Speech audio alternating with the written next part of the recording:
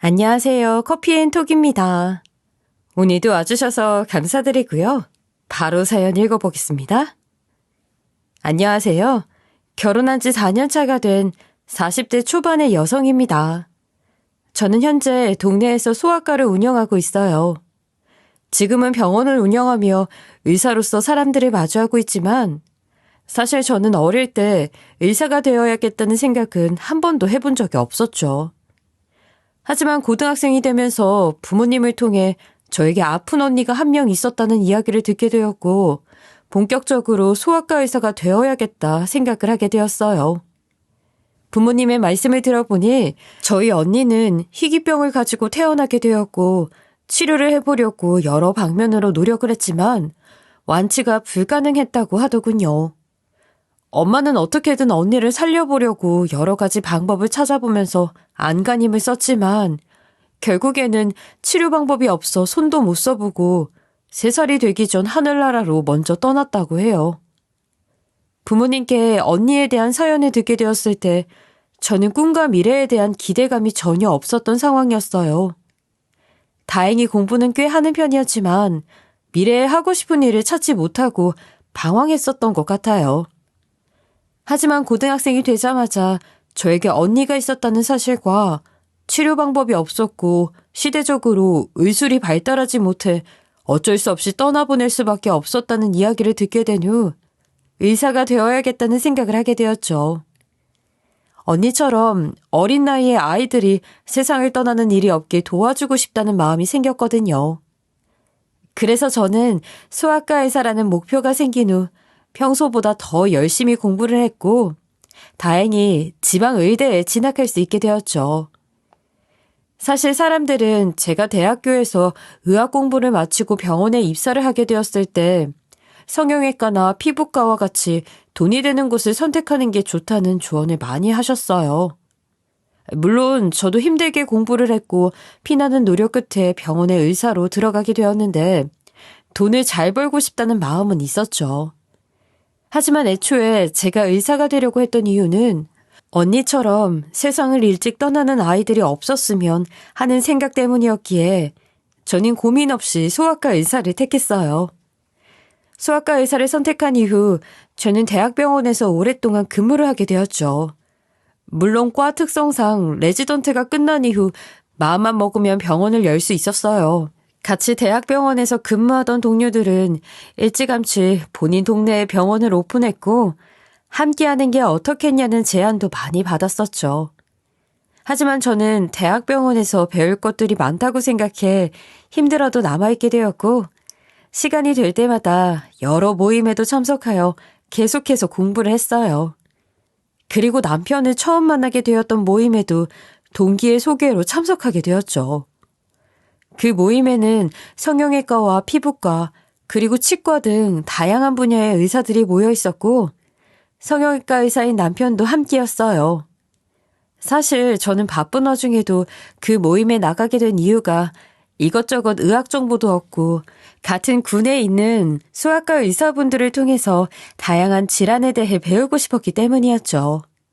그렇기에 지금의 남편과 연애를 하고 결혼을 하게 될 것이라고는 전혀 예상하지 못했어요. 하지만 모임에 빠지지 않고 참석을 하다 보니 남편과 이야기를 나누게 되는 일이 많아지게 되었죠. 그리고 어느 순간부터 남편은 저에게 관심이 있다며 대놓고 표현을 했어요. 처음에는 그런 남편의 행동들이 부담스러웠는데 아무래도 반반한 외모를 가지고 있고 상대방을 배려하는 모습이 종종 보여서 그런지 관심이 가게 되더라고요. 그렇게 저는 남편을 알게 된 지 약 1년 정도 지났을 때부터 본격적으로 연애를 시작하게 되었고 2년 만에 결혼을 하게 되었어요. 원래는 둘 다 바쁘다 보니 조금 더 시간이 지나서 결혼을 하려고 했었죠. 그러나 나이가 있으니 빨리 결혼해서 합치라는 양가 부모님의 재촉이 있었고 결국 저희는 서둘러서 식을 올리게 되었어요. 저희 둘은 서울에 있는 20평짜리 아파트에서 신혼살림을 차리게 되었고 결혼 후 저는 대학병원을 나와 동네에 있는 건물에 소아과를 차리게 되었죠. 사실 저는 결혼 후에도 웬만하면 대학병원에서 근무를 하면서 다양한 환자 사례들을 보고 공부를 하고 싶었어요. 하지만 시댁 측에서 반대가 심했고 고민 끝에 소아과 오픈을 하게 되었죠. 아무래도 대학병원은 환자들이 많아 가정에 충실하기가 쉽지 않거든요. 그래서 결국 제가 소아과를 차리기로 하고 병원을 나오게 된 것이었죠. 남편도 지금 현재 경제적으로 능력이 좋아 자신이 보유하고 있는 상가에서 3년째 성형외과를 운영 중에 있어요. 다행히 위치가 좋은 편인데다가 실력이 있어서 그런지 환자들이 끊이지 않고 찾아오고 있죠. 각자의 병원을 운영하고 있다 보니 경제적으로 안정이 되어 있기에 남편과는 알콩달콩 잘 살기만 하면 된다고 생각했어요. 하지만 막상 결혼을 해보니 생각했던 것과는 많이 다르더군요. 배려심이 넘치고 항상 친절했던 남편은 결혼식을 올린 지 얼마 되지 않아서 태도가 180도 달라졌어요. 처음에는 잡은 물고기라고 일부러 기강 잡기 위해 이러는 건가 싶었죠. 그러나 남편과 함께 살다 보니 제 앞에서는 그동안 본인의 성격을 숨겨왔다는 것을 확실하게 알겠더라고요. 시간이 지날수록 점점 숨겨온 남편의 성격이 겉으로 드러났죠. 한 번은 결혼한 지 6개월 정도 되었을 때 제가 소아과 오픈 준비를 하는 것 때문에 정신이 없어 식사를 미리 준비해 놓지 못한 적이 있었어요. 그런데 그날따라 남편이 일찍 퇴근을 했고 뒤늦게 집에 들어간 저를 보자마자 소파에 있던 방석을 던지며 난리를 쳤죠. 저녁 시간이 한참 지났는데 너는 어디서 뭘 하고 있다가 이제 기어들어와? 소아과 공사 오늘 마무리된 데서 다녀왔어. 저녁 준비 좀 늦은 거 가지고 왜 이렇게 난리야? 그럼 난리 안 치게 생겼냐? 오늘 병원에 환자가 우글우글 돼서 밥도 제대로 챙겨 먹지 못했구만. 집에 오니까 너는 보이지 않고 밥도 안 차려져 있는데 화가 안 나게 생겼냐고. 아니 그렇게 배가 고프면 배달시켜 먹으면 되잖아. 왜 굳이 나를 기다리는 건데? 내가 혼자 사는 것도 아니고 멀쩡한 너 두고서 배달시켜 먹어야 해? 막말로 소아과 돈도 안 되는데 대충 차려서 운영하면 되지. 뭐 볼 게 있다고 매일같이 들락날락거리냐? 그게 그렇게 불만이면 나 병원 차리지 말고 신경 딱 끄고 집안일만 할까? 당신 성형외과 의사로 나가서 돈 잘 벌어오는데 나 그냥 전업주부 해? 소아과 의사 주제에 참 말 많네. 내가 와이프 놀고 먹으라고 돈 버는 줄 알아? 그리고 당신은 뭐 잘난 게 있다고 고개 뻣뻣이 들고 한마디도 안 지는데?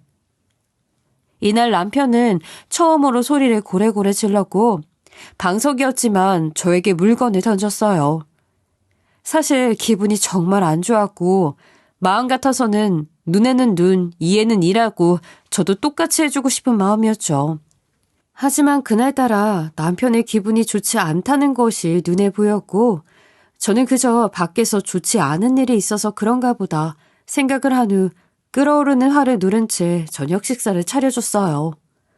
그러나 저는 금방 알게 되었죠. 원래 남편의 성격이 난폭하고 막무가내라는 것을요. 남편은 시간이 지날수록 제 앞에서 대놓고 본인 성격을 드러냈고 점점 저를 무시하고 막대하기 시작했어요. 게다가 남편이 이런 행동을 하니까 옆에서 지켜보던 시어머니도 똑같이 저를 무시하고 힘들게 했죠. 결혼 초반에는 그냥 가족이 되었으니 서로에게 적응하는 기간이라고 생각하고 아무리 난리를 치거나 뭐라고 해도 최대한 참으려고 했었어요. 남편과 결혼을 하기로 했을 때 친정엄마께서는 아무리 불합리하고 성격이 잘 안 맞아도 며느리로 들어간 이상 한 번 틀어지면 되돌릴 수 없으니 최대한 참고 인내하라면서 신신당부하셨거든요. 아마도 친정부모님은 평소에 한성격하는 제가 문제없이 잘 살 수 있을까 걱정을 하셨던 것 같아요. 하지만 아무리 친정엄마가 당부하신 말씀을 따라보려고 해도 며느리로서 그리고 아내로서 끝까지 버티고 인내하는 것은 쉽지 않았죠. 게다가 병원 일에 집안일까지 도맡아 하려니 스트레스가 머리 끝까지 차올라서 모든 일을 웃어넘기는 것은 도저히 못하겠더라고요. 그래서인지 제가 결혼한 지 3년 차가 되었을 때 꾹 눌러 참고 있던 것이 폭발하여 남편과 큰 소리를 내며 싸우게 되었던 일이 있었죠. 당시 성형외과 확장을 위해 공사를 하게 되었고 남편은 며칠 동안 병원에 나가지 않고 집에서 쉬었던 적이 있었어요. 그런데 남편이 저에게 말도 하지 않은 채로 친구들 저녁 식사 초대를 한 거예요. 그것도 모자라 혹시나 제가 안 된다고 할까봐 아예 시어머니를 이용해서 난리를 쳤어요. 당시 운영하고 있는 소아과에는 대기 환자들이 많았고 저는 옴짝달싹 못하는 상황이었죠. 예, 너 오늘 병원문 일찍 닫고 집으로 좀 들어와라. 어머니, 그게 무슨 말씀이세요? 갑자기 병원문을 일찍 닫으라니요. 아니, 오늘 종혁이가 친구들 저녁 식사 초대를 했다지 뭐냐. 그러니까 너 오늘 병원문 좀 일찍 닫고 와서 저녁 준비해라. 네? 갑자기 친구들을 초대했다고요? 저는 따로 들은 게 없는데요. 그리고 어머니, 지금 병원에 환자분들 많이 와 계셔서 저 당장 집에 못 가요. 아, 그럼 어쩌라는 거냐? 이 늙은 시애미가 결혼한 아들 친구들 저녁 식사를 차려야 하냐? 아, 결혼했으면 아내로서 남편 친구들 챙기는 것은 당연한 거지. 아이, 뭔 말이 그렇게 많아? 어머니, 지금은 제가 정말 바빠서 그래요. 갑작스러운 상황에서 저는 당황스러워서 어쩌할 바를 몰랐죠. 시어머니와의 통화가 길어지면서 밖에 대기 중이던 환자분들은 언제 진료를 볼 수 있냐고 난리가 났어요. 분명 옆에서 진료를 바로 해야 한다는 간호사님의 말이 들릴 텐데도 시어머니는 무조건 집으로 와서 음식을 차려내라고 막무가내로 요구를 했죠. 그러나 저는 도저히 병원문을 닫고 갈 수 없는 상황이었고 어쩔 수 없다는 판단하에 환자가 많아 옴짝달싹하지 못하는 상황이라고 통보하듯 이야기를 했어요. 그러나 남편이 옆에서 시어머니와의 통화를 듣고 있었는지 아주 길길이 날뛰더군요. 야, 너 우리 엄마 말이 말 같지 않아? 시어머니가 당장 오라고 하는데 며느리가 만사제치고 달려와야지. 당신이야말로 너무한 거 아니야? 나 집에서 노는 사람 아니야. 병원에 나와서 일하고 있잖아. 지금 환자들 밀려있는데 만사제치고 달려오라는 게 말이 되니? 너는 돈 되지도 않는 소아과 참 열심히 한다. 세상 소아과 일 네가 다 떠맡았나 봐. 괜히 비꼬지 마. 말도 없이 친구들 불러놓고 환자들 대기하고 있는 병원 문 닫고 오라는 게 말이 되니? 게다가 당신이 일 저질러 놓고 해결이 안 될 것 같으니까 어머니 동원한 거잖아. 정말 비겁하다고 생각 안 들어? 옆에서 듣자하니? 아, 너 말이 심한 거 아니냐? 다른 사람도 아니고 하늘 같은 남편이 오라면 네가 와야지. 아, 게다가 네 남편 성형외과 의사다. 소아과 같은 찌끄레기 의사가 아니고. 어머니, 찌끄레기 의사라니요. 엄연히 저도 환자 보는 의사인데 그런 식으로 말씀하시면 저 너무 서운해요. 아, 서운해? 뭐가 서운해? 한막말로 너는 지방대 나왔잖냐? 내 아들은 서울대 의대 출신이다. 너랑은 같은 직업이라도 태생이 다르다고. 어디 지방대 의대가 서울대 의대를 넘봐? 아무튼 긴 말 할 것 없고 너 당장 병원문 닫고 집으로 와서 음식이나 해. 아니요. 저 정말 바빠서 지금 집에 못 들어가니까 그렇게 알고 계세요. 저는 더 이상 두 모자의 이야기를 듣고 있을 수가 없어서 전화를 먼저 끊어버렸어요. 그리고 아예 전화기를 꺼둔 채 계속해서 환자 진료만 받죠. 그렇게 시간이 지나고 병원문을 닫을 시간이 다가왔을 때 저는 전원을 꺼놓았던 휴대폰을 켰어요. 당연히 예상했던 대로 전화기에 불이 날 정도로 수십 통의 부재중 전화와 문자가 울리더군요. 발신자는 모두 시어머니와 남편이었고요. 저는 일단 문자 확인부터 하자 싶어서 클릭을 하려고 했는데 때마침 남편이 전화를 걸어왔어요. 그래서 받아보았더니 제가 집에 오지도 않고 음식을 안 해줘서 친구들한테 면이 안 선다며 주소 하나 보낼 테니까 와서 계산이나 하라고 했죠. 정말 기가 막히고 어이가 없었지만 친구들도 함께 있는 듯하니 최대한 끓어오르는 속을 누른 채 남편이 보내온 주소로 찾아갔어요. 도착해보니 친구 4명 정도와 함께 술을 마시고 있는 듯 보였죠. 정말 한숨밖에 나오지 않는 상황이었지만 일단 저는 남편이 있는 곳으로 가까이 다가가 보았어요. 남편과 남편의 친구들은 제가 도착한 줄도 모르고 뭐가 좋은지 하하호호 즐거워 보였죠. 일단 음식점에 찾아갔으니 저는 도착했다는 것을 알리고 남편의 친구들에게 인사를 하려고 했는데 갑자기 남편이 친구들 앞에서 헛소리를 시전하는 거예요. 수학과 의사라 마음에 안 들었지만 본인이 100번 양보해서 결혼을 해줬다느니 돈도 못 버는 성격 더러운 소아과 의사랑 사니까 짜증난다느니 별 이야기를 다 했죠. 그 이야기를 남편 바로 뒤에서 들었고 기가 막혀서 헛웃음이 나왔어요. 얼마 지나지 않아 남편 친구들이 저를 보고 당황했고 남편도 제가 도착한 것을 알고 순식간에 표정이 굳더라고요. 하지만 남편은 뻔뻔하게 저를 바라보면서 언제 왔냐고 빨리 이거나 계산하라면서 계산서를 제 손에 쥐어주더군요. 무심코 저도 남편이 건네준 계산서를 보게 되었는데 정말 어이없게도 180만 원이라는 금액이 찍혀 있었어요. 물론 비싸기로 유명한 고깃집에서 식사를 했기에 8, 90만 원 정도는 예상하고 찾아갔지만 180만 원은 너무하잖아요. 게다가 친구들 앞에서 아무렇지 않게 저에 대한 뒷담화도 했고요. 저는 정말 화가 잔뜩 나서 손에 쥐어진 계산서를 남편 얼굴에 던져버리고는 그냥 음식점을 나와버렸어요. 당연히 뒤따라 나올 줄 알았던 남편은 전혀 신용도 하지 않았죠.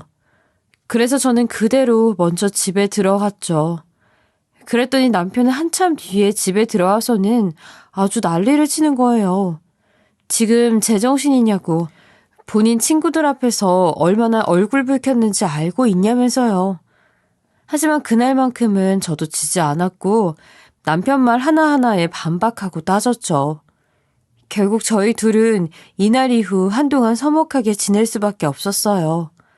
물론 3, 4일 지났을 때부터는 시어머니가 하도 난리를 쳐서 억지로 화해하고 풀기는 했지만 기분이 나쁜 것은 그대로였죠. 그런데 남편도 마찬가지였나 봐요. 시어머니의 성화에 억지로 화해를 하려고 하기는 하더니 그날 이후로는 저를 내외하는 듯한 느낌이 있었죠.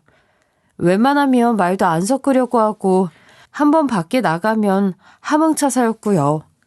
평소보다 일이 많다는 핑계로 퇴근이 계속 늦어지는 일도 많았죠.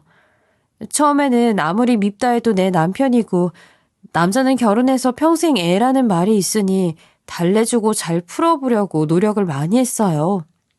나름대로 일찍 집에 들어가서 좋아하는 음식도 해놓고 평소에 가지고 싶다고 했던 게임기도 사다 주면서요. 그러나 한번 틀어진 사이는 한쪽이 일방적으로 노력한다고 해서 변하지 않는다는 것을 알게 되었죠.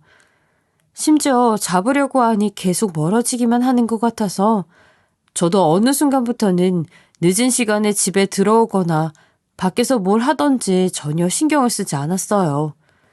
사실 계속 눈치를 살펴보니까 남편도 다시 좋은 부부 사이로 돌아가 보려는 저의 노력이 반가워 보이지는 않았거든요. 다행인 것은 아무리 바깥으로 나돌아다녀도 남편이 나쁜 짓을 하거나 집에 아예 안 들어오거나 하지는 않으니까 최대한 믿고 기다려보기로 했죠. 그렇게 저희 부부는 싸늘한 분위기 속에서 약 6개월의 긴 시간을 지냈어요. 그런데 어느 날부터 퇴근이 늦을지언정 매일 빠지지 않고 집에는 들어오던 남편이 4일 내내 코빼기도 보이지 않았죠. 처음에는 지방에서 열리는 세미나 같은 곳에 참여하게 되면 하루 이틀 정도는 들어오지 않으니까 그런가 보다 생각했어요. 사실 6개월 동안 남편과 서먹하게 지내면서 잠시 세미나에 다녀오겠다는 이런 사소한 이야기들도 거의 나누지 않았었거든요. 그래서 당연히 그런 줄 알고 있었는데 막상 3일이 지났는데도 집에 안 들어오니까 혹시나 무슨 일이 있는 건 아닌가 싶어서 걱정이 되었어요. 그래도 남편이라고 걱정이 되다가도 한편으로는 다 큰 성인 남자가 무슨 큰일이 있겠나 싶어서 모른 척 해버릴까도 생각했었죠. 마음에 드는 예쁜 남편도 아니고 친구들 앞에서 제 뒷담 화나 하는 사람이잖아요. 하지만 결국 저는 미워도 내 남편이라는 생각에 걱정이 되어서 전화도 해보고 문자도 해보았죠. 그러나 한참이 지나도 남편에게서 답장 한 통을 받지 못했어요. 결국 저는 남편이 들어오지 않은 지 4일째 되던 날 병원의 성형외과 건물로 찾아가게 되었죠. 이미 병원문 닫을 시간이 한참 지난 시각이라서 찾아가도 되나 싶어 고민을 하기는 했어요. 하지만 가끔씩 일이 많으면 병원에서 자고 오는 경우도 있으니까 한번 확인을 해보는 게 좋을 것 같았죠. 그런데 막상 병원에 도착을 해보니 불빛 하나 없이 문이 닫혀 있더군요. 병원에도 남편이 없는 것 같아 정말로 무슨 일이 생긴 건가 싶어 걱정이 되기 시작했죠. 그래서 경찰서에 신고라도 해봐야 하나? 라는 생각을 했어요. 일단 저는 다시 내려가려고 엘리베이터 버튼을 눌렀는데 그 순간 안에서 쿵 하는 소리와 함께 희미하게 말소리가 들리는 것 같았죠. 처음에는 내가 환청이라도 들은 건가 싶었어요. 그런데 쿵 하는 소리가 너무 컸을 뿐만 아니라 말소리가 남편 병원 안에서 들리는 것 같았죠. 그래서 혹시 병원 안에 도둑이라도 있는 게 아닌가 하는 생각에 들어가 보기로 했어요. 마침 결혼 전에 남편이 병원 비밀번호를 알려줘서 알고 있었거든요. 평소에 직접 병원 문을 열고 들어가거나 하지는 않지만요. 그렇게 저는 떨리는 손으로 비밀번호를 누른 후 캄캄한 병원 안으로 들어갔어요. 그런데 내가 소리를 잘못 들었나 할 정도로 병원 안은 고요했고 대충 둘러보아도 불빛 하나 보이지 않았죠. 그래서 저는 내가 착각했나 보다 싶어서 다시 되돌아 병원에 나오게 되었어요. 그렇게 저는 건물 1층으로 내려가서 남편에게 전화를 해보려고 주머니를 뒤적거렸죠. 하지만 아무리 뒤적여봐도 주머니에 있어야 할 휴대폰이 보이지 않더군요. 곰곰이 생각을 해보니까 제가 병원 안을 둘러볼 때 간호사들 앉아있는 데스크 위에 휴대폰을 올려놓고 그냥 밖으로 나온 듯 싶었어요. 그래서 어쩔 수 없이 남편 성형외과 병원에 다시 올라가게 되었고 안에 들어가서 휴대폰만 가지고 나오려고 했죠.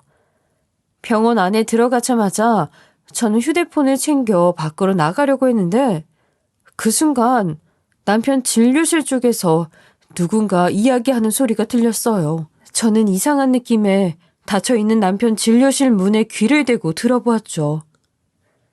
오빠, 시간이 많이 늦었는데 집에 안 들어갈 거야? 며칠 동안 안 들어가서 오늘은 가봐야 된다면서. 괜찮아. 조금 있다가 그냥 못 들어간다고 문자 하나 보내면 돼. 아까 병원에 잠깐 들어왔다 나간 사람 사모님 아니야? 오빠 찾고 있는 것 같던데. 맞긴 한데. 네가 걔를 왜 신경 써? 내가 알아서 할 테니까 신경 안 써도 돼. 목소리를 들어보니까 제가 하루 종일 애타게 찾았던 남편이 있는 듯 보였어요. 그리고 더 충격적이었던 것은 여자와 함께 있는 듯 했죠. 마음 같아서는 곧바로 남편 진료실 안으로 쳐들어가 뒤집어 엎고 싶었지만 일단 무슨 이야기를 하는지 자세히 들어보기로 했어요. 그리고 혹시 모를 일에 대비해서 휴대폰으로 두 사람이 나눈 이야기를 녹음하게 되었죠. 정말 그래도 돼? 나중에 문제 생기면 어쩌려고 그래? 무슨 문제? 걔한테 들킬 일도 없고 들켜도 뭐 어쩔 거야. 내가 잘나서 성형외과 의사하면서 너같이 예쁜 애를 만나겠다는데. 그래도 혹시라도 나중에 사모님이 알게 되면 난리가 날 텐데. 우리 결혼할 때까지는 숨겨야 하잖아. 무슨 난리가 난다고 그래? 걔는 어차피 집안 가사 도우미나 마찬가지야. 요즘 말 한마디 제대로 섞지도 않는데 뭐 난리가 나. 혹시 나중에 알게 되어 소송이라도 들어간다고 해도 돈이 내가 몇 배나 더 많은데 걔가 뭐 어쩔 거야? 우리나라는 돈 앞에 장사 없어. 하긴 오빠만큼 잘난 사람은 찾기 힘들지. 직업도 좋고 성격도 좋은데다가 멋있기도 하고 말이야. 그럼 내가 왜 성형외과를 선택했는데 사람들이 알아주는 직업인데다 돈도 잘 벌어서 집이며 건물까지 가진 것도 많고 이렇게 인기도 많잖아. 물론 나는 줏대가 있어서 아무한테나 마음을 주지는 않지만. 나는 오빠가 항상 나만 바라봐줘서 너무 좋아. 아참, 오늘 낮에 어머니 연락 오셨던데? 우리 결혼 내년 가을 어떠냐고 하시던데. 오빠는 어떻게 생각해? 나는 언제든 너만 옆에 있으면 다 좋아. 이왕 하는 거 봄에 하면 좋을 텐데. 우선 집에 있는 여편네랑 이혼을 하는 게 먼저라서. 나는 가을이 더 좋네요. 그러니까 너무 신경 쓰지 말고 사모님 알게 되기 전에 오빠가 빨리 이혼하자고 통보해버려. 나 매일같이 불안해 죽겠단 말이야. 알았어. 다음 달로 내가 얘기하고 정리할 테니까 너무 걱정하지 마. 남편과 불륜녀가 나누는 대화 내용이 기가 막혀서 말이 나오지 않더라고요. 최대한 참고 끝까지 대화를 들어보려고 했는데 화가 머리 끝까지 나서 더 이상 참지 못하고 곧바로 남편 진료실 문을 열어 급습했죠. 상황을 보니까 남편은 본인이 페이 닥터로 두고 있는 성형외과 의사랑 바람을 피우는 듯했어요. 남편과 스킨십을 하고 있던 불륜녀는 제가 갑자기 급습하니까 많이 놀랐는지 비명을 지르더니 연신 죄송하다고 하고는 밖으로 도망치듯이 나가버렸죠. 그리고 남편도 저의 등장에 많이 당황했는지 말을 이어가지 못하고 한참을 멍하니 있다가 겨우 이야기를 이어가기 시작했어요. 아, 뭐야? 언제 왔어? 아이, 갑자기 내 병원에는 무슨 일이야? 니들 둘 그렇고 그런 사이였니? 그렇게 성형외과 찬양을 하더니 기어코 성형외과 페이 닥터를 골라서 바람을 피우고 있었냐고. 여자 만나 그러고 있는 줄도 모르고 나는 괜히 쓸데없는 걱정이나 하고 있었지 뭐야? 아이, 그게 아니고. 그래서 결혼 준비는 잘 되시고 얘기 들어보니까 어머니도 이 상황 다 알고 계시는 것 같은데 나는 아무것도 모른 채로 뒤통수 맞고 이혼당할 뻔했네. 저의 말에 남편은 연신 한숨을 쉬더니 도저히 못 들어주겠다면서 아주 난리를 치더군요.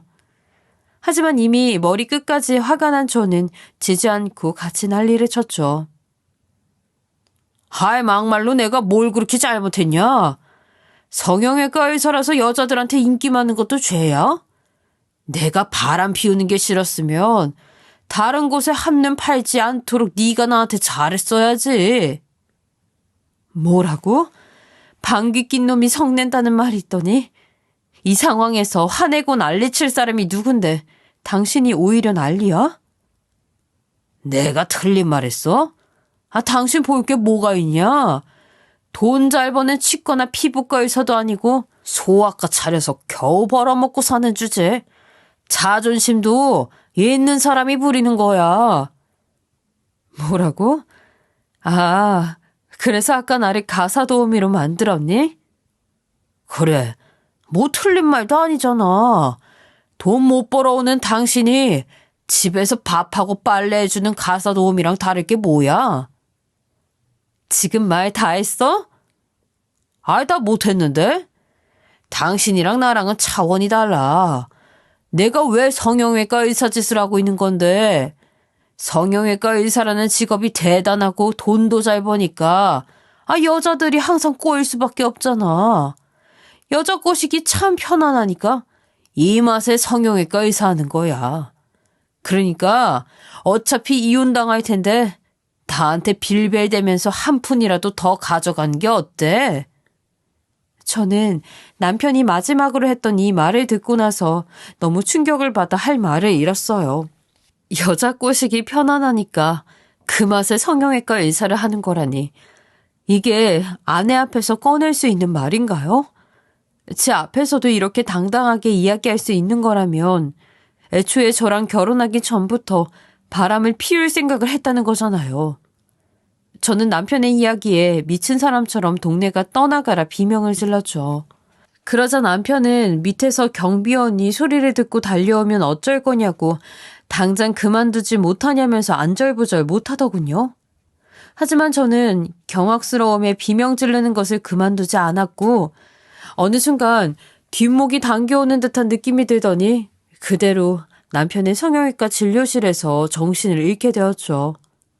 그렇게 한참 뒤 정신을 차려보니 저는 대학병원의 병실에 누워 있었어요.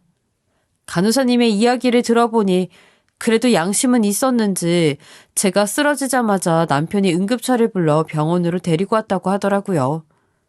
간호사님이 밖으로 나가신 후 저는 병실에 가만히 누워서 앞으로 이 일을 어떻게 해결해야 할지 생각했어요. 하지만 막막함이 들어 눈물이 쏟아졌죠. 그렇게 한참 눈물을 흘리고 있었는데 남편 놈과 시어머니가 병실 안으로 들어왔어요. 병실 안으로 들어오는 남편 얼굴을 보는데 두 얼굴을 가지고 있다는 생각에 온몸에 소름이 돋았죠. 얘 드디어 깼네. 거기서 갑자기 쓰러지면 어떻게 해? 너 옮기느라고 네 남편이 얼마나 고생했는 줄 알아? 응급차 직원들이 옮겼겠지. 저 사람이 직접 저를 여기까지 옮겼겠어요? 따져드는 거 보니까 이제 멀쩡해졌나 보네. 엄마, 얘 눈 뜬 거 봤으니까 우리 이제 가자. 어머니도 다 알고 계셨다면서요. 아니, 불륜녀랑 결혼시키려고 준비 중이었다면서요. 어떻게 저한테 그러실 수 있으세요? 더 좋은 여자 있으면 찾아가야 하지 않겠냐? 내가 평실이라 큰 소리는 안 내려고 했다만 너도 다 알게 되었다니 이야기하마. 우리 아들 너 같은 소아과 의사보다 100배 나은 성형외과 의사랑 결혼한다니까. 그냥 네가 빠지는 게 어떻겠냐? 뭐라고요? 정말 너무하신 거 아니에요? 어차피 버티고 있어봐야 상처받는 건 너다. 마음에 들지는 않지만 그동안 고생한 게 있으니 돈은 섭섭치 않게 챙겨주마. 그래. 어차피 이혼당할 텐데 엄마가 챙겨준다고 할 때 이참에 한몫 챙겨가. 그리고 금방 나갈 거니까 짐은 내가 사람 시켜서 네 병원으로 보내올게. 그렇게 알고 있어. 시어머니와 남편은 이 말을 끝으로 제 병실을 나가버렸어요. 그동안 저를 얼마나 무시하고 쉽게 생각했으면 이런 짓을 아무렇지 않게 할 수 있는 건지 정말 기가 막히고 코가 막혔죠. 사실 두 사람이 병실로 찾아오기 전까지만 해도 앞으로 다가올 일들을 걱정하고 고민했는데 그럴 필요가 없을 것 같았어요. 오히려 두 모자가 병실로 찾아온 후 앞으로 제가 어떻게 행동해야 할지 확실해졌죠. 다음날 저는 아침 일찍 퇴원을 했고 곧바로 아는 지인이 운영하고 있는 변호사 사무실에 찾아가게 되었죠. 어차피 이혼을 할 거라면 남편이 먼저 소송을 걸어오기 전에 제가 먼저 시작을 하는 게 좋을 것 같았거든요. 친구의 이야기를 자세히 들어보니까 마침 제가 병원에서 녹음해 놓은 것을 가지고 있어서 재판에 도움이 많이 될 것 같다고 하더군요. 사실 제가 쓰러지면서 주머니에 있던 휴대폰을 남편이 보았을 것이라고 생각했어요. 그런데 너무 정신이 없는 상황이어서 그런가 남편이 제 휴대폰을 꺼내볼 생각은 하지 못했나 봐요. 두 모자가 병실을 나간 후 저는 급하게 휴대폰을 꺼내 녹음본을 찾아보았는데 다행히 그대로 남아있었죠. 게다가 제가 눈이 뒤집혀서 급하게 진료실로 쳐들어가다 보니 녹음기를 끄지 못해 남편과 불륜녀의 대화뿐만 아니라 불륜녀가 도망간 후 남편이 하는 충격적인 이야기까지 모두 녹음이 되어 있었어요. 지인은 녹음본을 듣더니 재산 분할은 물론이고 위자료까지 기대를 해보아도 될 것 같다고 하더군요. 저는 이왕 이렇게 된 거 남편과 시어머니에게 제대로 한 방 먹여줘야겠다 생각했고 곧바로 소송을 진행하기로 했어요. 제가 소송 준비를 시작하기로 마음을 먹게 된 그날 남편 놈은 병원에서 이야기했던 대로 바로 사람을 시켜서 제 짐들을 제가 운영하는 병원으로 보내왔죠. 처음에는 내가 잘못한 것도 없는데 왜 쫓겨나듯이 집을 나와야 하나 라는 생각에 남편과 시어머니가 뭐라고 하던지 당당히 집에 들어가서 지내려고 했어요. 하지만 어차피 소송이 마무리가 되면 재산 분할에 위자료까지 받을 수 있다고 하니까 괜히 들어가서 감정 낭비와 시간 낭비를 하는 것보다 마음 편하게 병원에서 지내는 게 나을 것 같았죠. 그래서 저는 이혼 재판이 진행될 때까지 병원에서 먹고 자고 생활을 하면서 지냈어요. 그리고 얼마 후 저는 지인의 도움을 받아서 이혼 재판을 진행하게 되었고 예상했던 대로 전 남편 측에서 재산 분할이나 위자료를 크게 받을 수 있었죠. 다른 사람들 같았으면 위자료까지 주라는 판결에 난리가 났을 텐데 전 남편은 전혀 그런 게 없었어요. 오히려 본인이 성형외과 의사라서 경제적으로 능력이 좋으니 이 정도 재산쯤은 쉽게 떼어줄 수 있다는 반응이었죠. 덕분에 저는 전혀 스트레스를 받지 않고 전 남편에게서 쉽게 재산 분할에 위자료까지 받아올 수 있었죠. 그리고 저는 전 남편에게 받은 위자료를 소아과 병원을 넓히는 데 모두 투자했고 이혼 판결이 나자마자 병원과 가까운 아파트로 이사를 들어가게 되었어요.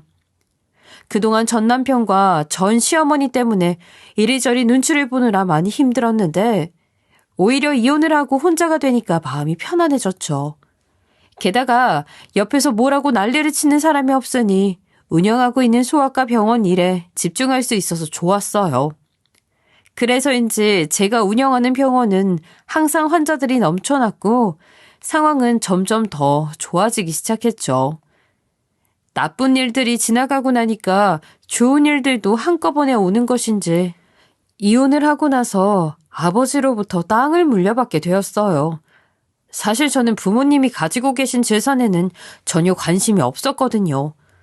그래서 저는 아버지에게 그런 재산이 있는지 모르고 있었는데 알고 보니 할아버지께서 가지고 계셨던 것을 아버지가 물려받으셨다고 하더군요. 그동안 전 남편과 전 시어머니에게 가난한 소아과 의사라고 그렇게 손가락질을 받았었는데 소아과도 잘 되고 있고 아버지에게 땅도 물려받게 되니 세상이 달리 보였던 것 같아요. 이후 저는 월세로 들어가 있는 소아과 건물에서 나와 아버지에게 물려받은 땅으로 조그마한 상가를 사서 운영을 하게 되었죠. 그리고 소아과로 사용하고 있는 공간 외에 다른 곳들은 임대를 주고 임대 수익을 받으면서 생활하고 있고요. 그런데 이혼한 지 약 6개월이 지났을 즈음 어떻게 알았는지 전 남편이 갑자기 제가 운영하는 소아과로 찾아왔더군요. 그것도 명품만 가득했던 평소 모습과는 다르게 폐인의 모습을 하고 찾아왔죠. 앞으로 전 남편 얼굴을 보게 될 일은 없겠다고 생각했는데 갑자기 병원으로 찾아오니 보는 눈이 많아서 어쩔 수 없이 진료실로 들어오라고 했어요. 뭐야? 당신이 여기는 어떻게 알고 찾아온 거야? 당신, 내가 준 돈으로 소아과 건물 옮겼나 보네. 예전에 있던 곳보다 몇 배는 넓은 것 같은데? 소아과도 잘 되는 것 같네. 환자들 많은 거 보니까. 이 병원에는 왜 왔냐고. 할 말 있으면 빨리 하고 가. 그게 우리 다시 합칠래? 당신 없으면 못 살겠어. 뭐라고? 지금 잠꼬대하니? 당신이 그렇게 좋아하던 성형외과 페이닥터는 어쩌고 나한테 와서 합치자고 하는 거야? 그게 나 걔 때문에 완전 망했어. 그 여자 꼬리 100개 달린 불려우야.